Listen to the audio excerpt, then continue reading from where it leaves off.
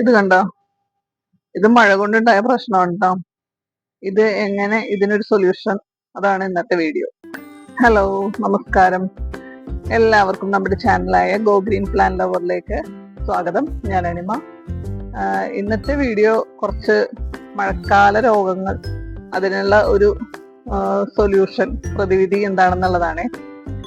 അപ്പോ കഴിഞ്ഞ വീഡിയോസ് ഒക്കെ ഇട്ടപ്പോഴത്തേക്കും ഒരു കമന്റ് ഉണ്ടായിരുന്നു, ഈ ഇലപ്പുള്ളി രോഗം എന്നൊക്കെ പറഞ്ഞിട്ട്.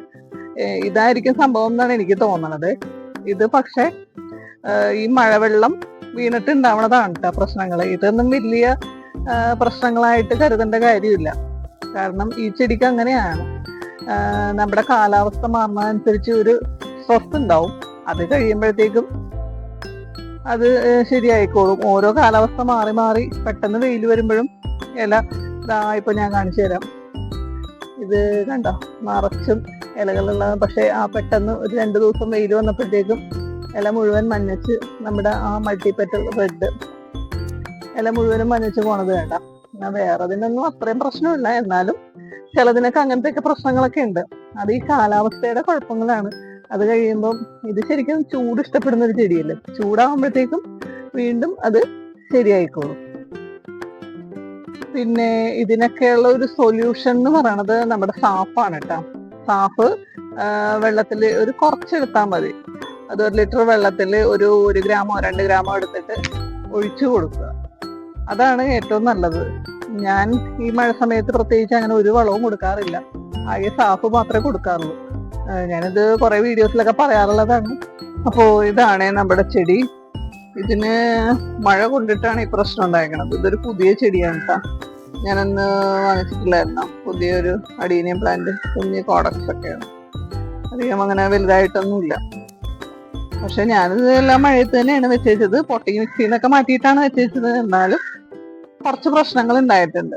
അപ്പൊ ഇതിൽ നിന്ന് ആ ചെടിയെ രക്ഷിക്കാനായിട്ട് ഞാൻ ചെയ്യുന്ന സിമ്പിൾ ടിപ്സ് ഒക്കെയാണ് കേട്ടോ. ഇത് ഞാൻ ചെയ്യണ പരിപാടി എന്താണെന്ന് വെച്ച് കഴിഞ്ഞാല്, ഈ ചീഞ്ഞ ഭാഗമില്ലേ, ഇൻഫെക്ഷൻ തുടങ്ങിയിട്ടുള്ളത്, അത് നന്നായിട്ട് കട്ട് ചെയ്ത് ഇവിടെ ഇങ്ങനെ പച്ച കളർ കാണുന്നവരെ കട്ട് ചെയ്ത് കളയണം കേട്ടോ. ഇത് ഈ കട്ട് ചെയ്ത ഭാഗത്ത് ഇത് എന്തോ ടിഷ്യൂ പേപ്പർ വെച്ച് തുടച്ച് കളയണേ. എന്നിട്ട് നമ്മുടെ സാഫ് നല്ല പേസ്റ്റ് ആയിട്ട് എടുത്തിട്ടുണ്ട് കേട്ടോ. അത് ഒന്ന് ഇവിടെ തേച്ച് പിടിപ്പിക്കണം. എന്നിട്ട് ഇത് പറ്റിയാല് നിങ്ങള് ഇത് വെയിലുണ്ടെന്നുണ്ടെങ്കിൽ വെയിലത്ത് വെച്ച് ഉണക്കിയെടുക്കുക, അല്ലെങ്കിൽ ഷെയ്ഡിൽ വെക്കാനല്ലേ പറ്റുള്ളൂ. എന്നിട്ട് ഇത് 2 ദിവസം കഴിയുമ്പോഴത്തേക്കും അതിന്റെ ആ ചീച്ചിലൊക്കെ മാറിയിട്ടുണ്ടാവും. 2 ദിവസമല്ല, 1-2 ആഴ്ച കഴിയുമ്പോഴത്തേക്കും. പക്ഷെ ഇതിന് വേറെ കോഡക്സിനൊന്നും വേറെ പ്രശ്നമില്ല എന്നൊക്കെ ഉറപ്പ് വരുത്തണം കേട്ടോ. വേറെ ഞങ്ങളൊന്നും ഇല്ല എന്നുള്ളത്. അത് കഴിഞ്ഞിട്ട് വേണമെങ്കിൽ പുറത്തേക്ക് എടുത്ത് വെക്കാം. ഷെയ്ഡിലാണ് വെക്കുന്നുണ്ടെങ്കിൽ ഷെയ്ഡിൽ തന്നെ വെക്കാം. ഇത് അങ്ങനെ ഒരു പ്രശ്നം ഉണ്ടായിട്ട് അതിൽ നിന്നൊക്കെ റിക്കവർ ആയിട്ട് വന്നേക്കുന്ന ഒരു ചെടിയാണ് കേട്ടോ. ഇതിന് പുതിയ ഷൂട്ട്സ് ഒക്കെ വന്നു തുടങ്ങിയിട്ടുണ്ട്. ഇതും കംപ്ലീറ്റ് ഇലകളൊക്കെ പോയി. ഇലകള് എപ്പോഴും അടീനിയത്തിന് അങ്ങനെ ഒരു പ്രശ്നമുള്ളതാണ്. കാരണം ഒരു സ്റ്റോപ്പ് ഉണ്ടാവും നമ്മുടെ ക്ലൈമറ്റ് ചേഞ്ച് വരുമ്പോഴത്തേക്കും. അത് വലിയ പ്രശ്നമൊന്നുമില്ല. നമ്മൾ കോഡക്സ് ഞെങ്ങുന്നുണ്ടോ, അതേപോലെ എന്തെങ്കിലും പ്രശ്നങ്ങളുണ്ടോ എന്നൊക്കെ നോക്കിയാൽ മതി.